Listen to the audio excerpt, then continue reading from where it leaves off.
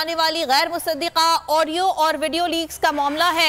इमरान खान का chief justice supreme court के तमाम जजेस को तफसीली खत, मंजर-ए-आम पर आने वाली ऑडियोज और वीडियोज गैर मुसद्दिका मवाद पर मुश्तमिल होती हैं। खत में यह कहा गया है।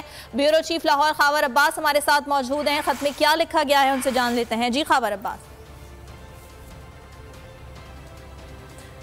यके बाद दीगर मंजर-ए-आम वाली गैर मुसद्दिका ऑडियो और वीडियो लीक्स का मामला है। इमरान खान का चीफ जस्टिस सुप्रीम कोर्ट के तमाम जजेस को तफसीली खत, मंजर-ए-आम पर आने वाली ऑडियोज वीडियोज गैर मुसद्दिका मवाद पर मुश्तमिल होती हैं। खत में ये लिखा गया है। गुज़िश्ता बरस दायर दरख्वास्त फौरी समाअत के लिए मुकर्रर करने की इस्तदा भी की गई है। इमरान खान ने 8 अहम तरीन सवालात चीफ जस्टिस और जजेस के सामने रख दिए हैं। ये क्या सवालात हैं, खावर अब्बास से जान लेते हैं। जी खावर, बताइएगा।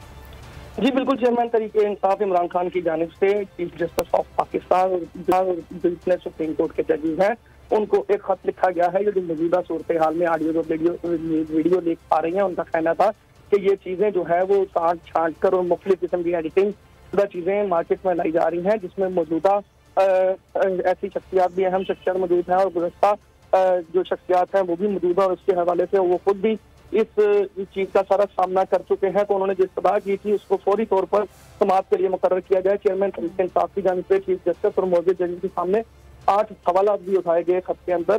पहले सवाल में उनका कहना था कि सवाल पैदा होता है कि कौन सा कानून अवामुन्नास की पैमाने पर निगरानी रिकॉर्डिंग की इजाजत देता है।